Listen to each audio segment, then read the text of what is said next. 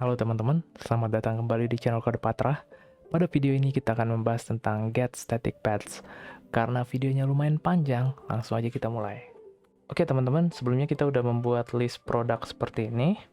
Nah ini masing-masingnya nanti kita akan buat clickable. Jadi ketika kita klik, dia akan muncul detail page-nya si produk satu ini. Oke, langsung aja kita buat ya. Jadi pertama-tama di sini kita harus tambahkan dulu nih. Misalnya dia punya description.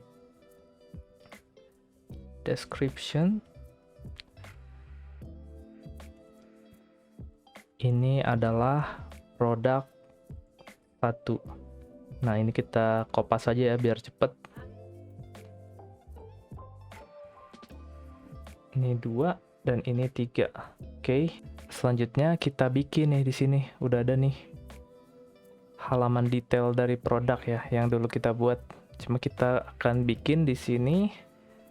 Kita hapus aja.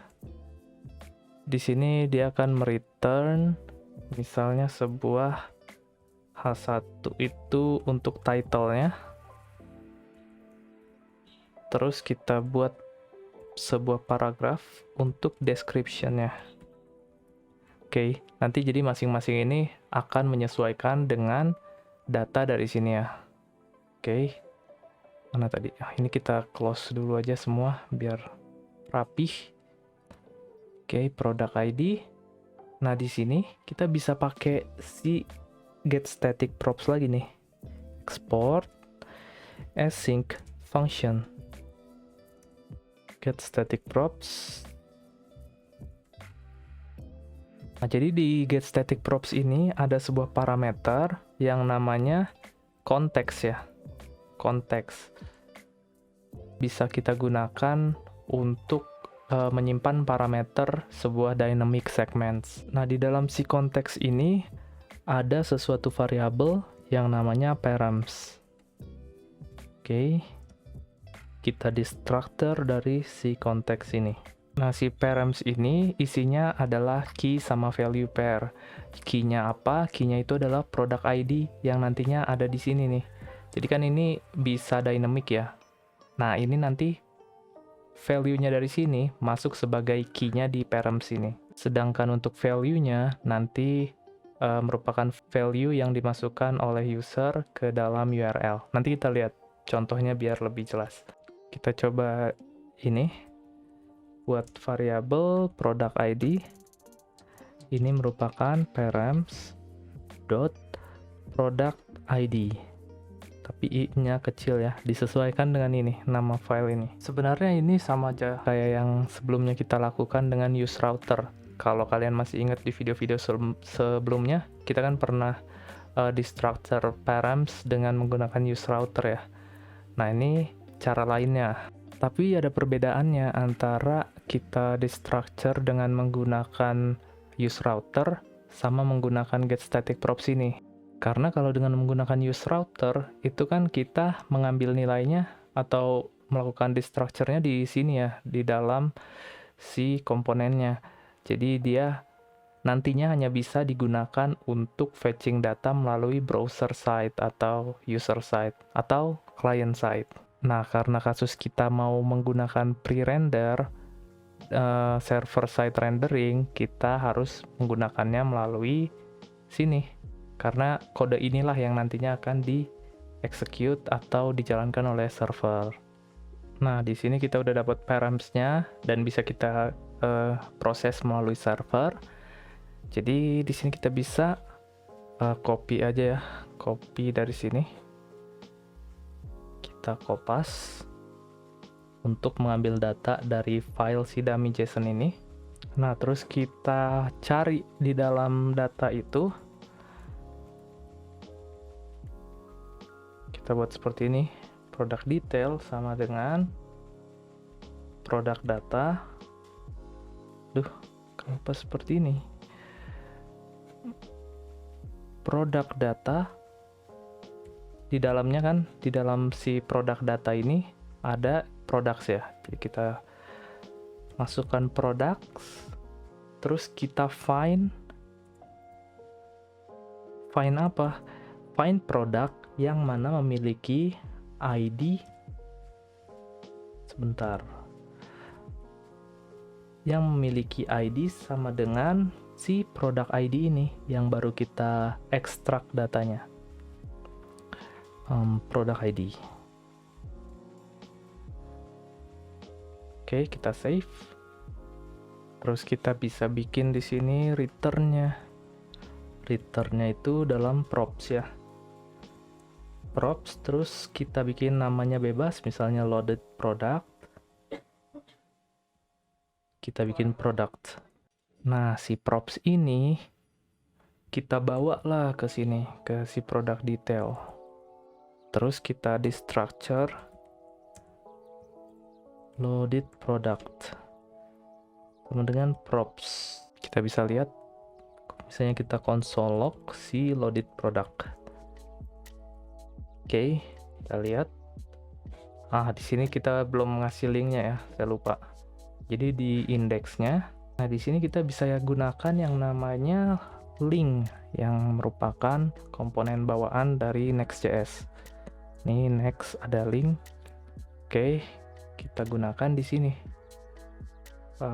Di sini ya, kita tambahkan di sini.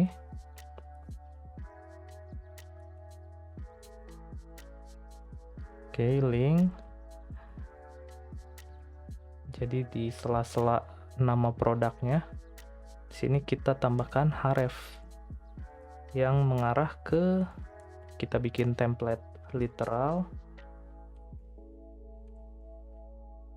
ke si bentar, salah. Jadi bingung. Oke, product ID. Kita save. Nah, di sini kita bisa lihat bahwa ini sudah menjadi sebuah link yang mana clickable. Ketika kita klik, oh sebentar, kenapa ini ke P1 langsung ya? Harusnya melalui products dulu. Di sini kita tambahin products ya. Products. Oke, kita save. Kita lihat lagi. Misal kita klik, oh terjadi error. Get static paths is required. Oke, apa itu get static paths? Jadi untuk mengerti tentang get static paths, kita harus mereview dulu nih. Ketika kita membuat page dengan Next.js, kita udah tahu kan bahwa secara default dia akan di-render dengan menggunakan pre-render atau kayak server-side rendering atau static site generation. Nah, untuk dynamic page atau page yang seperti ini nih page seperti ini yang pakai kurung bracket, kurung siku, dia berbeda. Dia secara default tidak di-render secara pre-rendering. Loh, padahal kan si product ID ini mempunyai get static props, yang mana dia di-render di server kan, atau dijalankan di server. Gimana caranya kalau dia ini harus dijalankan di server, padahal secara default dia nggak dijalankan secara pre-render dengan server-side rendering atau static site generation. Nah, disinilah kita membutuhkan yang namanya get static paths. Jadi langsung aja kita coba untuk bikin kodenya. Di sini export async function get static paths. Jangan get static props ya, beda. Di sini si get static paths itu mereturn sebuah objek. Objeknya ini berisi berbagai macam value. Salah satunya ada yang namanya path yang merupakan array. Array-nya ini berisi sebuah objek. Jadi ingat ya, structure-nya kayak gini nih. Dia mereturn sebuah objek. Objeknya mempunyai key bernama path. Value-nya itu berupa array yang berisi objek. Nah, di dalam si objek ini kita bikin si params tadi, params. Yang mana dia berisi objek lagi. Ini emang agak memusingkan sih. Gue juga pas baru belajar, apa sih ini, ribet banget. Cuma ya pelan-pelan nanti kalian mengerti. Nah, di sini kita bikin si ini, nama dynamic segmentnya, product ID. Terus kita kasih value-nya. value-nya ini merupakan apa-apa aja yang ada di dalam dummy.json ini. Yang bagian ID-nya ini ya, kan ada P1, P2, P3. Nah, di sini kita bisa bikin kayak gini. Jadi P1, terus kita bikin lagi. Kita bikin P2, P3.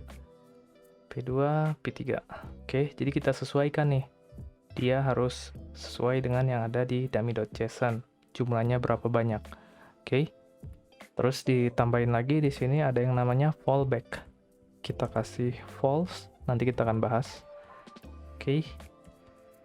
Tapi dengan ini kita sudah sebentar. Ini ada error path di index.js. Sebentar. 15, 16, 17. Oh, di sini ya. Oh, ini karena kita belum import ya. Import proses, kita import fs, kita import. Duh, ribet banget, kita copy aja dari sini.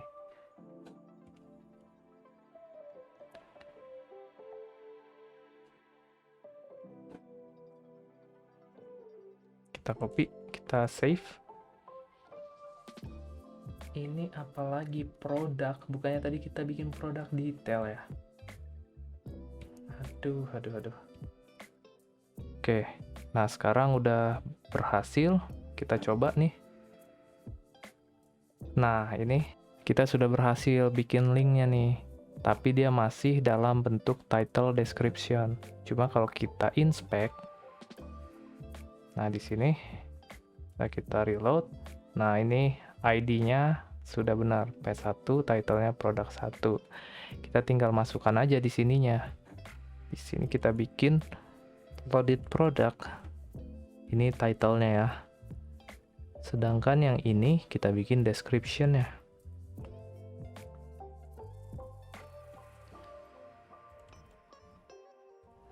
Description. Kita save. Terus kita lihat di sini. Nah, ini produk 1 udah benar. Ketika kita ke produk 3, nah ini juga udah benar. Oke, kita balik lagi ke fallback tadi. Nih, fallback false. Apa sih fallback itu? Jadi fallback ini akan membantu kita jika kita memiliki banyak data nih di sini. Di sini kan kita cuma punya 3 ya, jadi masih sedikit. Nah, kalau banyak, kita bisa dibantu oleh fallback ini. Karena kan kalau kita punya banyak banget data, pasti akan sangat lama ya untuk pre-rendernya, untuk menyiapkan semua page terkait data-data ini. Nah, sebetulnya kita bisa milih nih page-page mana aja yang mau kita pre-render. Misalnya ini banyak banget gitu. Jadi kita bikin di sini misalnya true. Kita bikin true. Nah, misalnya kita bikin di sini, kita hapus. Jadi hanya page produk 1 aja ya yang di pre-generated. Kita save. Di sini sebetulnya sama aja, dia tetap bisa meload yang lain. Ini produk 1, ini produk 3 tetap bisa di load. Cuma di balik layar ini di render secara pre-render. Nah, yang ini enggak. Karena kita tadi bikin di sini hanya P1 saja yang di render secara pre-render. Mungkin kalian biar percaya ya. Kayak bohong aja gue ya.